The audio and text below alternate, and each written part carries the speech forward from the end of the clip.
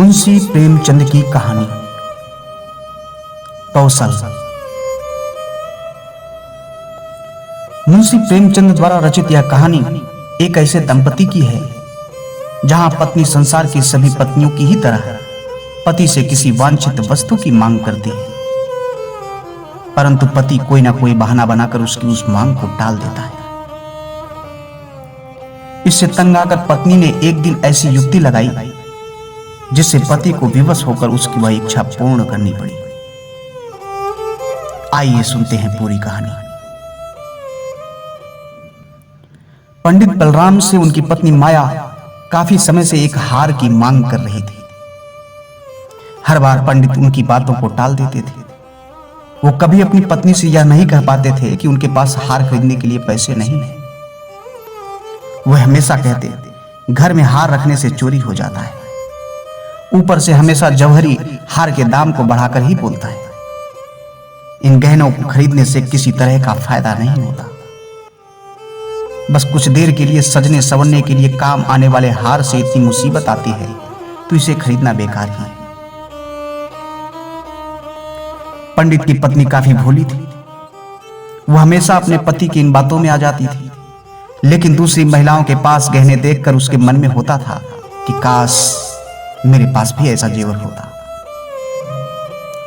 वैसे पंडित थोड़ी मेहनत करते तो अपनी पत्नी के लिए हार खरीद सकते थे, लेकिन उन्हें सिर्फ भोजन करना और आराम करना ही पसंद था। वो अपने आलस्य के कारण पत्नी की चार बातों को सुनना भी बुरा नहीं मानते थे। एक दिन बच्चों को पढ़ाकर पंडित घर लौटे तो देखा कि उनकी पत्नी के गले में वही हार है जिसकी मांग वो लंबे समय से कर रही थी। हार देखते ही उन्होंने पूछा, अरे इतना सुंदर हार तुम्हारे गले में कैसे आया? पत्नी ने जवाब में कहा कि यह पड़ोस में रहने वाली महिला का है, मैं उससे मिलने गई थी आज। उसने जब मुझे यह हार दिखाया तो मैं इसे पहनकर आ गई ताकि तुम इसे देख लो। मुझे बस ऐसा ही एक हार चाहिए। पंडित बोले, पगली, तुम किसी दूसरे का इतना महंगा हार लेकर आ गई हो। अगर चोरी हो गया तो यह बनवाना ही पड़ेगा और बदनामी होगी जो ऊपर से वो अलग। पंडित की पत्नी कुछ सुनने को तैयार नहीं थी। उसने बताया कि यह 20 तोले का हार है और मुझे भी बिल्कुल ऐसा ही जेवर चाहिए। पत्नी की जिद सुनकर पंडित को घबराहट होने लगी। तभी पत्नी बोल पड़ी, जब सारी महिलाएं ऐसे हार पहनती हैं तो मैं आखिर क्यों नहीं पहन सकती? गुस्से में पंडित बोल पड़ी, सब लोग कुएं में कूदेंगे तो क्या तुम भी कूद जाओगी? ऐसा नहीं होता कि जो दूसरे करें उसे हम भी करें। फिर पंडित ने दिमाग लगाकर अपनी पत्नी को बताया कि देखो, इस हार की कीमत आने वाले समय में घट जाएगी। अगर आज इसे मैंने 1000 में लिया तो 1 साल बाद यह 600 रुपए का हो जाएगा और फिर 5 साल में इसकी कीमत सिर्फ 300 ही रहेगी। यह काफी बड़ा नुकसान है, इसे सहकर मैं हार नहीं खरीद सकता। तुम जल्दी से इस हार को वापस कर दो। इतना कहकर पंडित घर से बाहर की ओर चले गए। उसी रात माया ने एक चोर को अपने घर में देखा। वो चिल्लाने लगी। जब पंडित ने कहा कि क्या हुआ तो वो बोली, मैंने अभी एक परछाई को देखा है, वो घर के अंदर गया है, वो पक्का चोर है। पंडित ने जल्दी से अपनी छड़ी और लालटेन पत्नी से मांगी। पत्नी ने कहा कि मैं डर के मारे उठ ही नहीं पा रही हूं। तभी बाहर से कुछ लोग आ गए। उन्होंने पंडित से पूछा कि क्या हुआ, घर में चोरी हो गई है क्या? पंडित की पत्नी माया बोली, नहीं, वो ऊपर छत से नीचे की ओर कूदा था और फिर हमारे बिस्तर के पास से तेजी से भागा। मैंने उसकी परछाई देखी थी। तभी माया ने अपना हाथ गर्दन की ओर फिराया तो उसे पता चला कि पड़ोसन का वो हार उसके गले से गायब है। हे भगवान कहकर वो अपना सिर पीटने लगी। पंडित बलराम शास्त्री ने पूछा, तुम उस हार को उतार कर क्यों नहीं सोई थी?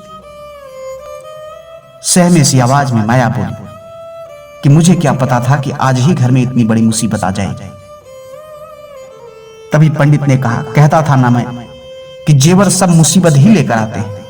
अब समझ आया तुम्हें या नहीं? पंडित के पड़ोसियों ने तब तक पूरा घर छान मारा, लेकिन कोई चोर नहीं दिखा। छत पर भी देखा पर कुछ हाथ ना लगा। एक पड़ोसी बोला, लगता है किसी जानने वाले ने ही ये काम किया है। दूसरे पड़ोसी ने कहा कि देखो, घर के लोगों द्वारा बताए बिना किसी को कुछ पता नहीं चलता है। हार के अलावा और क्या चोरी हुआ है वो देखना चाहिए। पंडित की पत्नी माया बोली, सब कुछ तो सही ही दिख रहा है। संदूक भी बंद ही है और बर्तन भी सारे घर में ही है। उस चोर को पराये लोगों का सामान ही ले जाना था। मेरा कुछ ले जाता, वो गहना ले गया जिसकी मैं मालकिन ही नहीं थी। अब हार का मजा आ गया ना तुम्हें? कितना समझाया, लेकिन तुम्हें कुछ समझ आए तब ना बात बने। तंज मारते हुए पंडित ने कहा। माया बोली, पूरे 20 तोले का था। अब कह दूंगी उसे कि चोर ले गया, जो लेगी हार के बदले ले ले। पंडित ने झल्लाते हुए कहा कि तुम्हें बदले में हार ही ना देना पड़ेगा। पत्नी ने पूछा, कितना पैसा तो है नहीं, इसका इंतजाम कैसे होगा? पंडित बोले, कुछ ना कुछ तो करना ही पड़ेगा, नहीं तो बदनामी होगी। तुमने उसका गहना रखकर बहुत बड़ी भूल कर दी है। माया ने दुखी होते हुए कहा कि मेरा भाग्य ही खराब है। दूसरों की चीज गले में डालकर मुझे क्या सुख मिला था कि मैं उसे पहनकर ही सो गई। उसके पति ने कहा कि अब खुद को दोष मत दो, देखते हैं कुछ ना कुछ कर ही लेंगे। पड़ोसी से कह देना कि जल्द ही उनका हार उन्हें मिल जाएगा। इतना कहने के बाद पंडित सोचने लगा कि आखिर ऐसा क्या करेगा कि उस हार की कीमत का पैसा जुट जाए। उसके बाद पंडित ने अपने ज्ञान से धन कमाना शुरू कर दिया। पंडित को उस हार की रकम चुकाने की इतनी चिंता थी कि उन्होंने दिन में सोना तक छोड़ दिया था। बच्चों को पाठशाला में पढ़ाने के बाद श्रीमद् भागवत की कथा करते और फिर लोगों की कुंडलियां सब देखते। इतना करते करते देर रात तक जागते और फिर सुबह पाठशाला में बच्चों को पढ़ाने के लिए चले जाते। इस तरह दिन रात एक करके उन्होंने 6 महीने तक किसी तरह से उस हार की रकम जितना पैसा कमा लिया।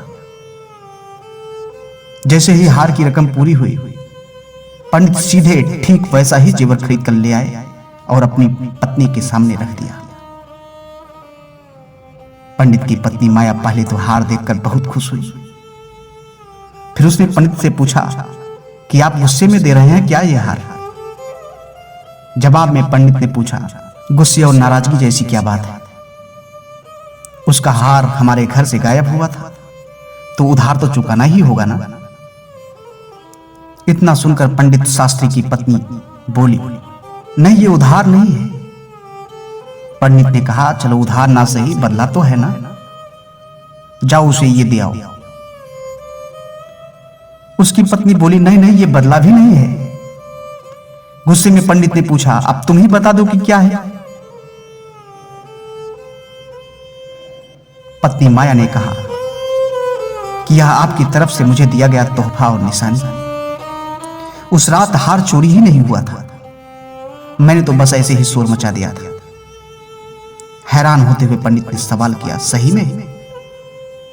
माया ने कहा, हां सच में। पंडित ने फिर सवाल पूछा, तो तू मेरा कौशल देखना चाहती थी? जैसे ही पत्नी ने जवाब हां में दिया, पंडित बोले, तुम्हें कोई अंदाजा नहीं है कि इस कौशल के लिए मुझे क्या सब मूल्य चुकाना पड़ा है। पत्नी ने मासूमियत से पूछा, 600 से भी ज्यादा क्या? पंडित ने भारी मन से कहा, हां बहुत ऊपर। इस कौशल के लिए मुझे अपनी स्वतंत्रता तक को कुर्बान करना पड़ा। कहानी से सीख, आलस्य में इंसान कई बार अपनों की इच्छा पूरी नहीं करता है, लेकिन जब उस पर जिम्मेदारी का भार पड़ता है तो वो उसे किसी भी तरीके से पूरा कर लेता है। धन्यवाद।